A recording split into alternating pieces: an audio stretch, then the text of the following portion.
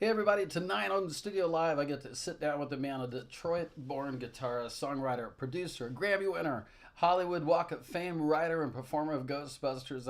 I met him a few years back from the road, from a road hang with Earl Clues Weekend of Jazz when I was playing some dates with Jeff Lorber.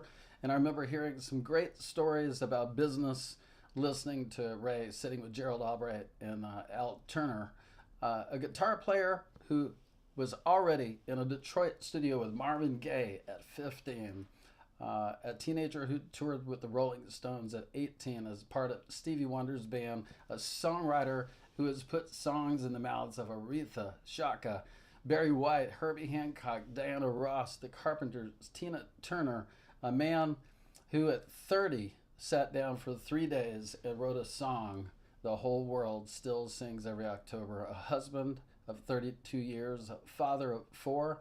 And as I learned hanging out with him one weekend, one of the greatest entrepreneurial spirits out there, I can relate it to somebody who built a ticket company that did over 50 million and somebody who's always enjoyed the creative process, always building the next thing, part of what I love about life. So I'm sitting down with Ray tonight as a fellow musician, yes, but also an amazing entrepreneur, more success than most can calculate, and I can't wait to get into where that part of him comes from. Ladies and gentlemen, please welcome Ray Parker Jr.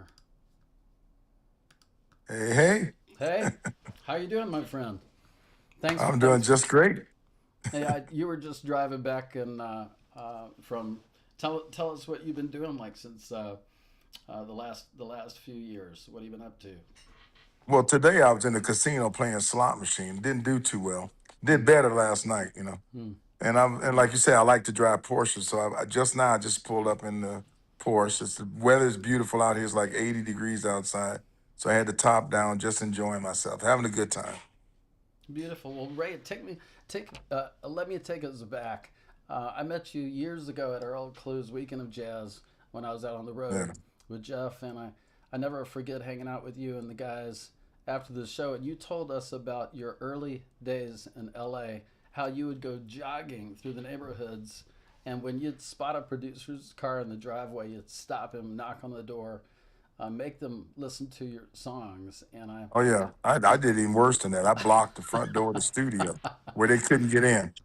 I said, just you can either let me sit here and hassle you all day, or you can listen to me play for a couple of minutes and then I'll be out your hair. Mhm. So that always worked pretty good. Yeah. How did people react to that? Most of them just Well, overwhelmed then by first they look your at you like charisma. you're crazy. Then they see the guitar and the amp and say, well, he's got a real guitar and an amp, so he's not the homeless guy on the street. And then they would say, okay, well, play then. We're loading the equipment in. Go ahead and play. And then once they heard you play, it was a little different story. And I remember something you said to me, that you need to make the song, but then you have to sell the song. Most Yes. most most of the musicians I know are all about the art, which is great because you've got to have it. But and it's almost like they feel guilty about the business side. Yeah. You were always Well, the problem is if you write a good song and you got a bunch of great songs at home, no one is coming over your house to hear your songs. They don't even know who you are. They're not coming to knock on everybody's door in the neighborhood to find a song. So somehow you have to exploit your song to the public. What were your top ways that you found? I mean, it sounds like it was just real organic, the way that you connected with people that you met. You just stop them in the lobby, stop them at their car, knock on their door, Oh yeah. block them in the studio. Yeah. What else? Yeah, I remember there was a session I was at, and there was a lot of high profile people, and they didn't really know who I was, and I was like 19 years old. So I parked my Mercedes Benz in everybody's way, so that guy would have to come on the speaker. Who has the red Mercedes convertible? You're blocking so and so. So you say, "Oh, I'm sorry, y'all. That's me." I got you. Well, I mean, some musicians almost feel guilty about the business side, but I Yeah. don't think capitalist is a bad word. I mean, these aren't bad words. No, not at all. Not at all. You're a deal maker, an entrepreneur. Where do you think that all that came from? Like, was that always been in you? And if so, Where do you Pretty where much. Yeah, where do you it's always been in me, you know. mm, And I've always loved music. I always wanted to play music. Even when I was younger and I thought I was going to have to go to college and get a job. Nothing wrong with a job, but I really just couldn't envision myself doing it, you know. and you're from Detroit. Um, Yes. before you were So, running L.A. neighborhoods, knocking on producers' doors, you were a kid. yeah. You were a kid in Detroit, stuck in a room Yeah. with a guitar. You said in interviews that a bicycle accident kept you off your feet long enough that you really, made you really learn how to play. What were you Yeah. working on initially? Were you like listening to records or scales or Just listening to records and trying to duplicate what I heard, you know. And God works in mysterious ways. I broke my leg and I thought that was the worst thing that could ever happen, but all I did was practice because I couldn't walk. I couldn't go anywhere. So I got really, really good in about a year because I was practicing all day, every day. where do you think your life looks like if that bike hadn't gone down? Well, I could have been working at Ford Motor Company. In Detroit, everybody works for the big three, Hmm. General Motors, Ford, or Chrysler, and that's where most of my friends went, and that's where I was probably headed. And you were 13 years old when Detroit burned in the summer of '67. Hitsville, Yeah, USA, Motown was about a mile from the worst of it. While the National Guard was rolling through your neighborhood, Stevie Wonder was a few blocks away cutting hit records. What is a kid who grew yeah. up in that Detroit, the one with Smoke in the Air and number one records in the same air, know Well, that I that remember at that age, I didn't know what a riot was. When my dad said we got to go back, we were going fishing that morning. So we had the boat on the back of the car. And my dad said, well, we got to go back home. There's a riot. And I was like, what's a riot? I mean, what does that mean? And didn't take long for me to figure it out. I mean, when they started burning buildings and tanks were coming out and police everywhere. I mean, it was a mess. Man, well, and your name is Ray Erskine Parker Jr. Tell me about Ray Erskine Parker Sr.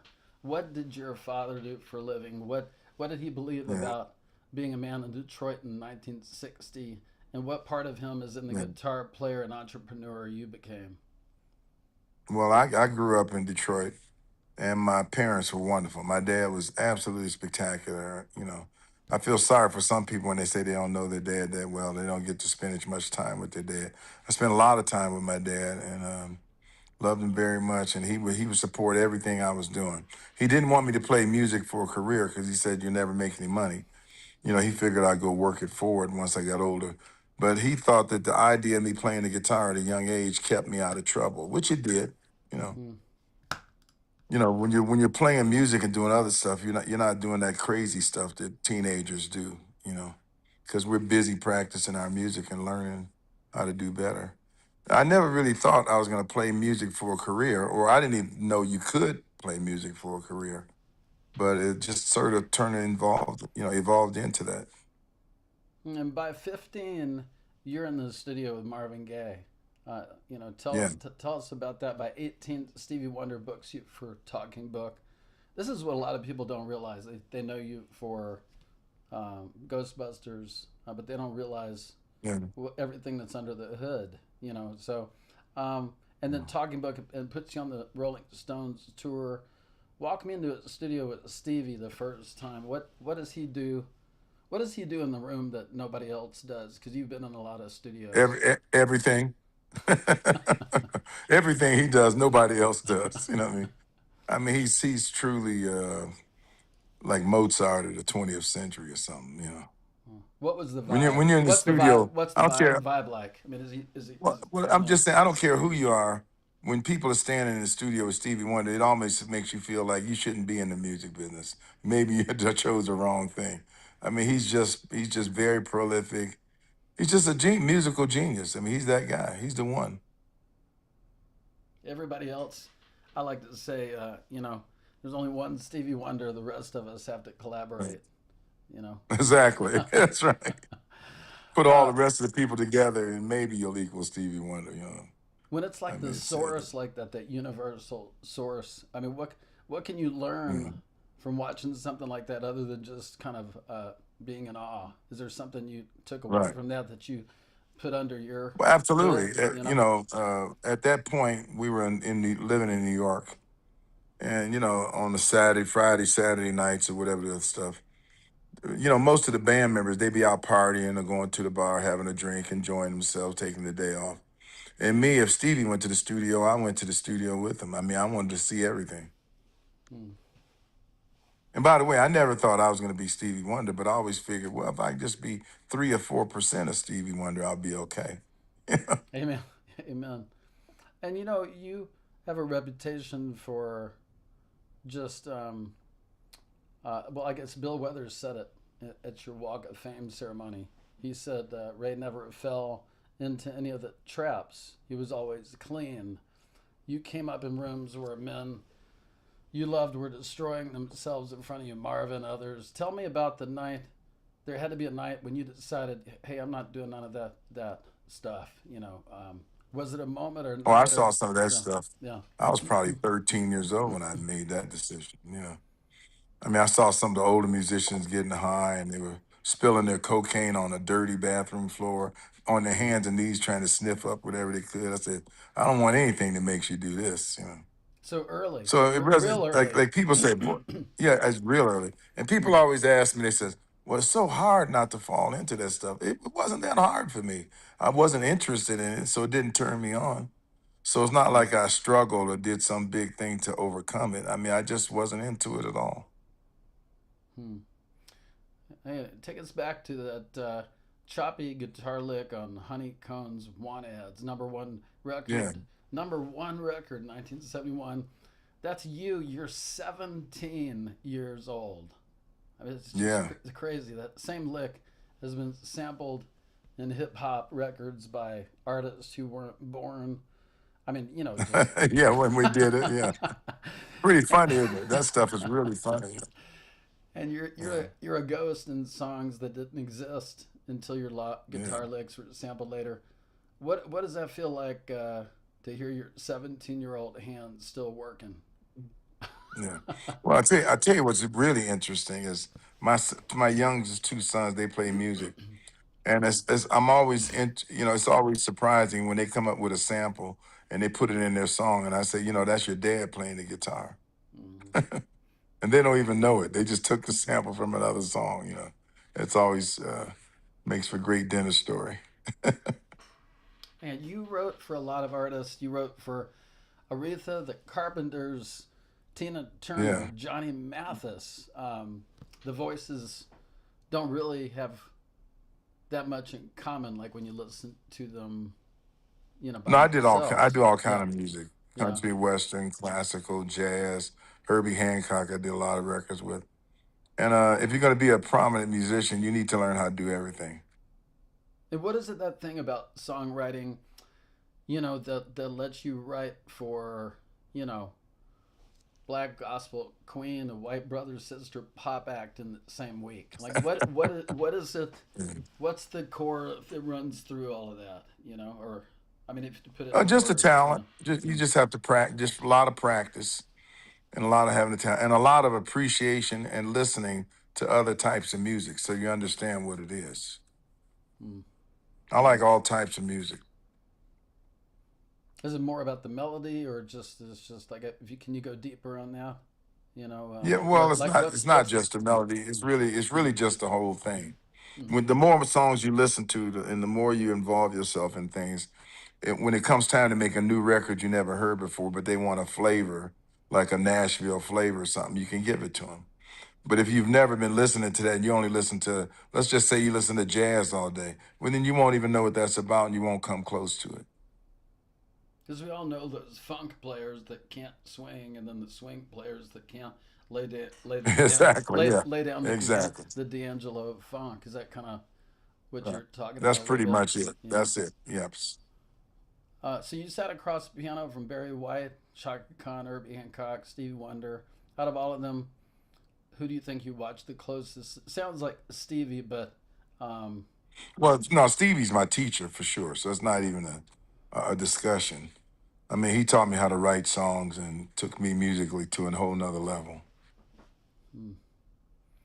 So they asked Lindsey Buckingham, He said no. They asked Huey Lewis. He said no. Then they called you. They handed you a movie with Huey Lewis' song laid in as the temp track, and they gave you 3 days.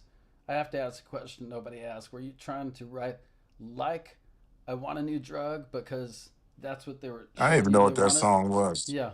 And that song, when you say it was in the temp track, it was in a very small section. But they Mm, had 10 other songs in there as well. got you. So they had a bunch of songs in there. But no, I wasn't trying to write that. I mean, I don't think my song sounds like that. I was trying Me to write what neither. the director told me he wanted. He wanted Yeah. like a bar band up tempo song.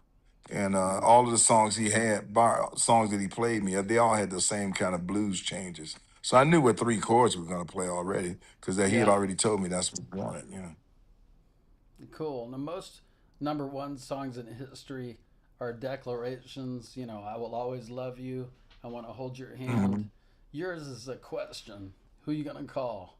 So the first Yeah, yeah. the first word out of the chorus is somebody else's name. Ghostbusters. You handed the title over to the movie. You made the audience answer. Did you know when you wrote it that the song was gonna belong to everybody like that? Did you I didn't know know it that was they'd going be to hit? do Yeah. anything. Huh. No idea. I didn't even know that if the director was going to like it or not. So it's pretty much a Yeah. song like everything else. You set out to do something, and that was the best I could do at the time. Sounded pretty good to me. It didn't. I wouldn't have. I wouldn't have. If you gave me a 100 grand for it, I would have gave it to you. I mean, I didn't think it was that big of a deal. It was just like one on the list of songs that you were working on. Yeah, yeah, yeah, Yeah, yeah, yeah. yeah. It was just going to be 20 seconds in the film at the library scene.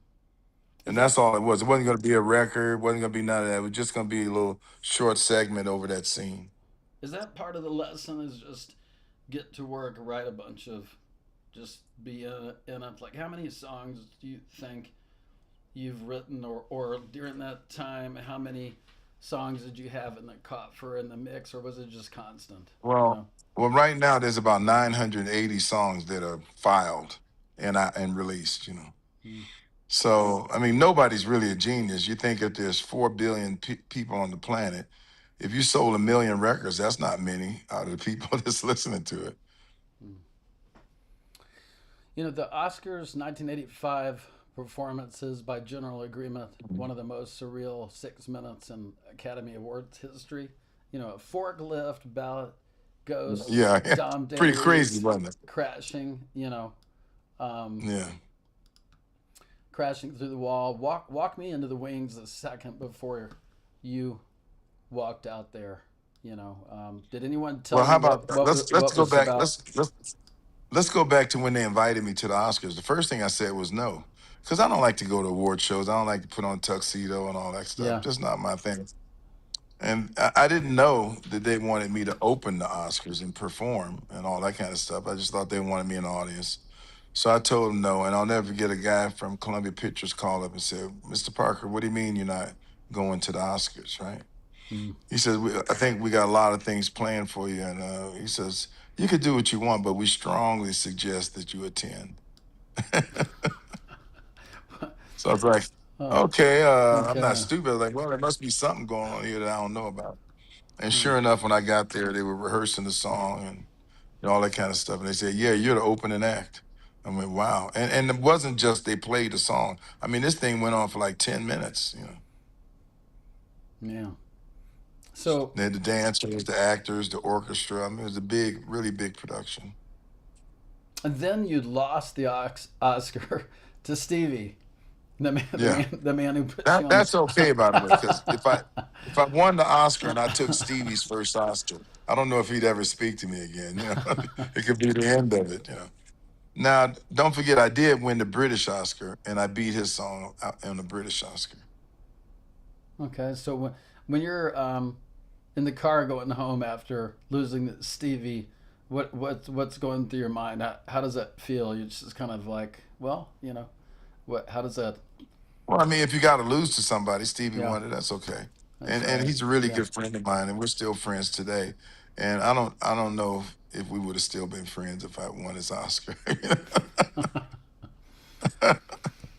Man, so Ghostbusters made you world famous, and ironically, in some ways, made some of your incredible talents, what's under the hood, invisible, ironically, in Yes. somewhere. Is that a fair A lot of people statement? And forgot. A you lot of know, people forgot I even played the guitar. They're like, "How did they? Why did they call you for the film? You know why?"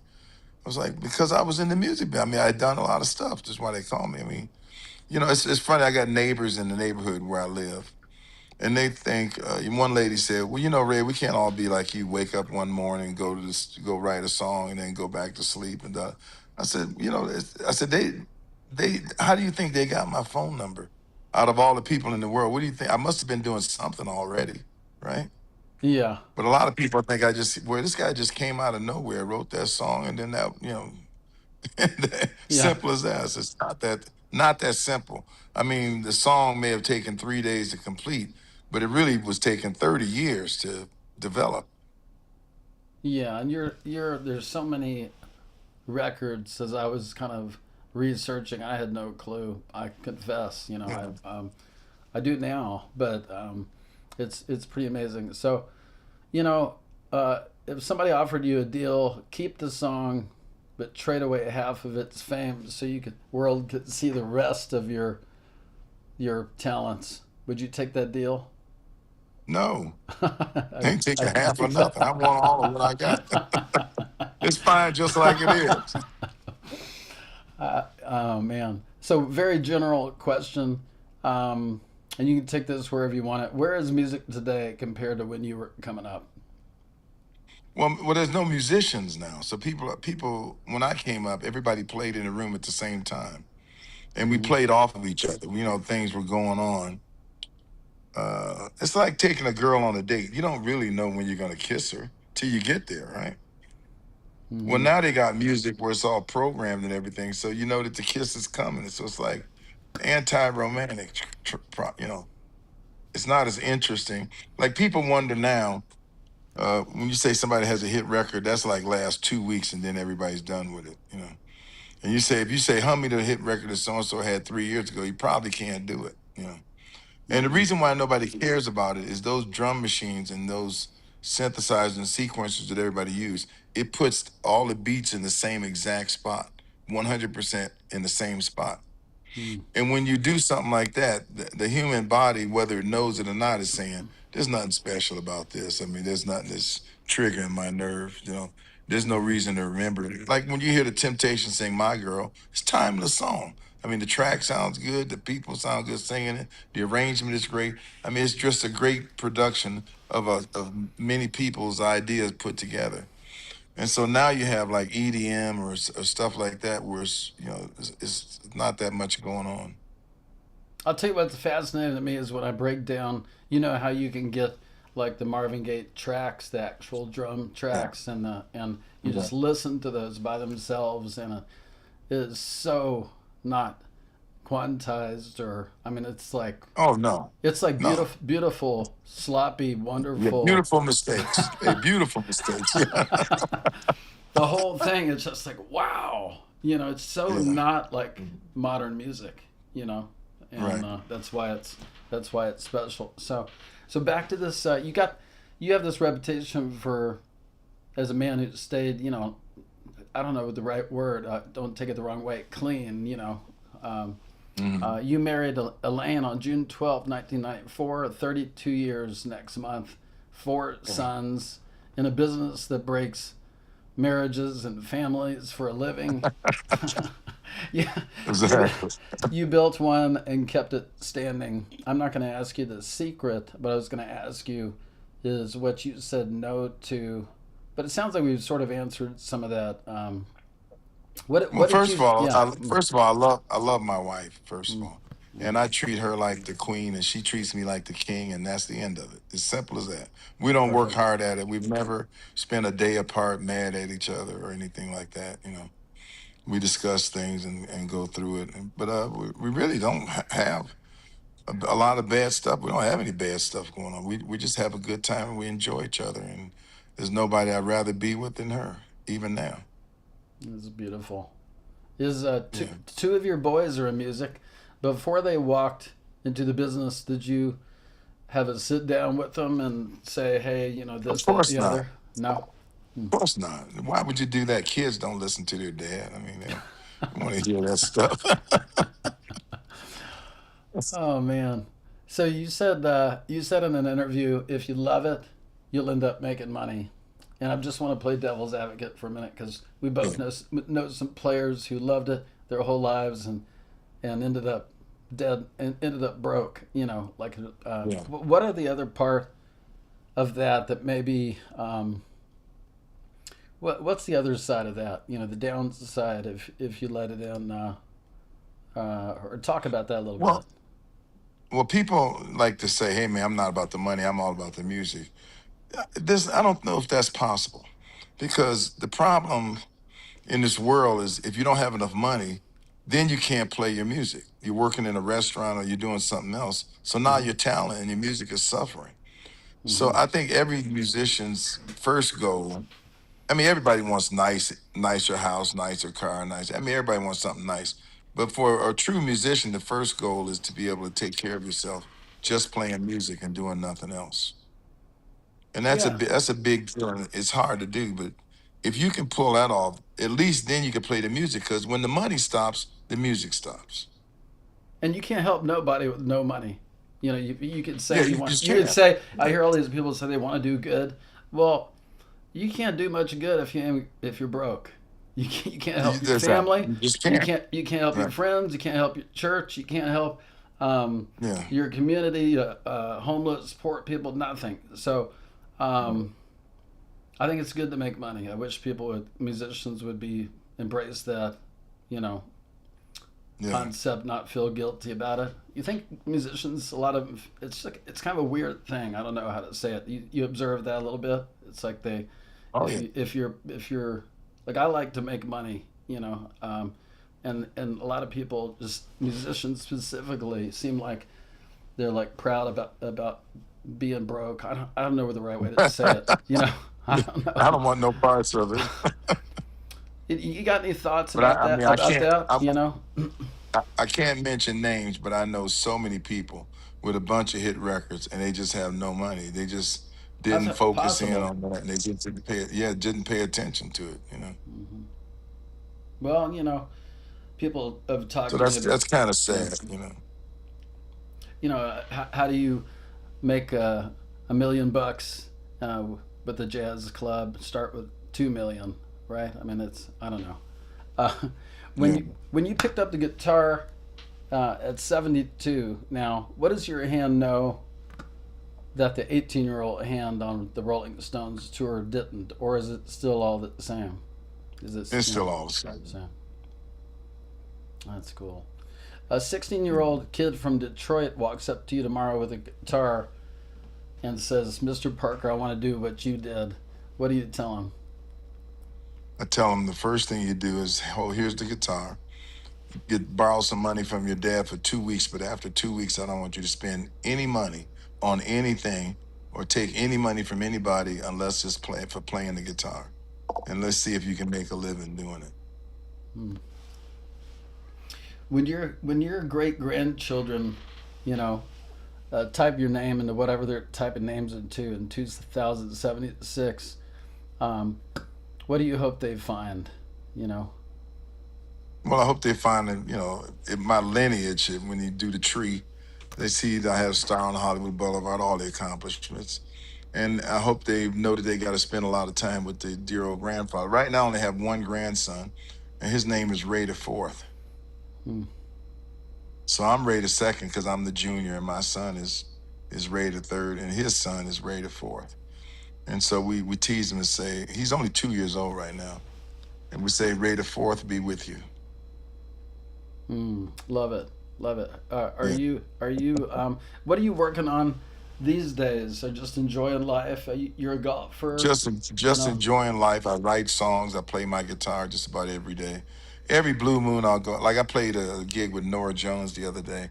I went to Memphis and recorded a couple of songs with her in the studio, and I'm playing a show with Stephen Bishop and David Pack from Ambrosia. We just friends that I hang out with and work with. Do you Steve have Jordan. do you have your own group that you take out ever, like your original stuff, or do you just enjoy going and Well, no, I hanging? have my own group when the people aren't working, but I don't really go on tour. If I do 5 or 6, 10 shows a year, it's a lot. Hmm. Uh, who are some people that you're you're playing with coming up here in the next few months that people might want to look out for? Well, Shania Twain's new album's coming out. I wrote a song on there, and I'm playing guitar on most of the album. Wow, that's cool. Oh, tell me more about what it's like to grow up in Detroit. I mean, what did you? How do you think that that made who you are now? Was that a tough place Well, to grow up? it made me see both sides of the street. You know, the nice side and the dark side. I mean, you learn how to shoot guns in Detroit. I tell you that. Yeah. You Are know, you an there avid? wasn't as many Yeah. mu- wasn't as many people with guns when I got to LA as it was in Detroit. Everybody had a gun. You know, Yeah. and everybody pulled it out. I mean, we had disagreement. Everybody pulled their gun out to settle the agreement. I mean, it was just different kind of vibe. Police were different. You know, A a lot of lot of people. violence from the Yeah, police. a lot of people have are pro Second Amendment. I'm definitely very prepared, like most people. I think Mhm. it Yeah. seems like a common thing. Um, so Ghostbusters was a 3 day turnaround. Can you walk us through the process of like what it took to get that done in three days? Well, first of all, I was in the studio that week anyway, and I hadn't been in the studio for about a year and a half. But I was in the studio that week working with the new edition. And when I finished their song, I had gotten a phone call. They want me to see this film, and can you please help us out? We're out of time. And Gary Lamel from Columbia Pictures, he really thought I could write that song. You know, I didn't think I could write that song, but he was sure I could write that song. He said, "So I want you to come see the screening of the film. There'll be 18 other people there working on the song as well." He said, "But you're the only one getting paid." He said, "I'm gonna pay you 50 grand whether you write the song or not, because I'm 100% sure you're gonna write it." Yeah. And I was like, "Boy, that's a confidence builder." And so that was about it. I mean, I went and saw the film, and then I met with the director. He told me what he wanted, and then I went home and got to it. The way the song went down, recording wise, is that the music went really fast.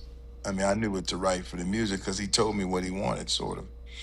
And the hard part was he wanted the words Ghostbusters in the music.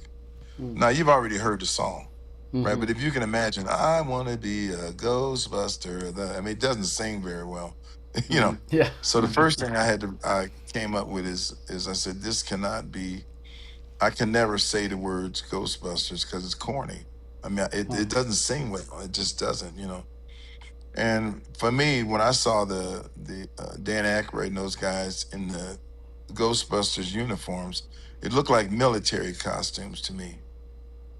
So Right. I decided to make the music really stiff. I wanted to make the music like marching music, and I decided to. I followed a lot from Gomer Pyle.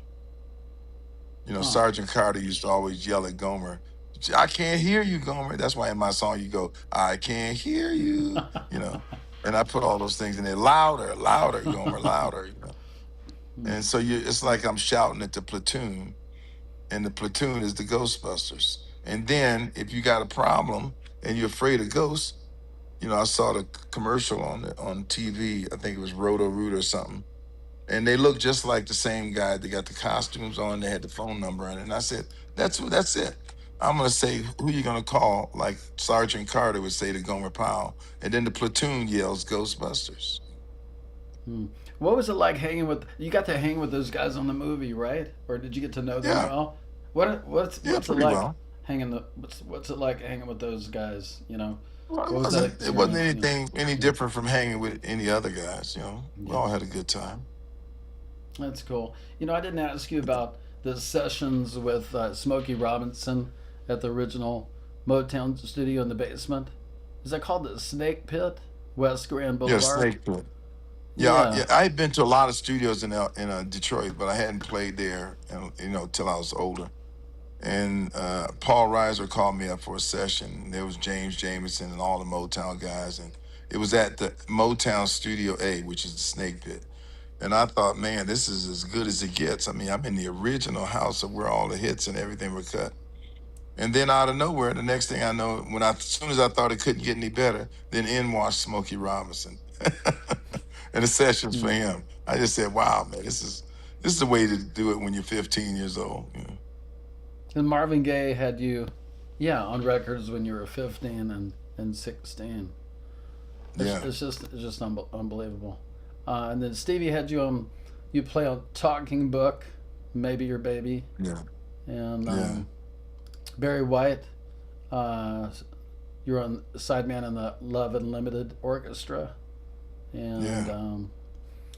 well, what's on the agenda for you moving forward? Just enjoying life, playing golf, driving your Porsche. Enjoying life and That's trying to it. help my kids with their music. You know, I wish I tell you I'm going on tour. I'm not going on no 100-city tour and get on a tour bus and go from city to city and all that anymore.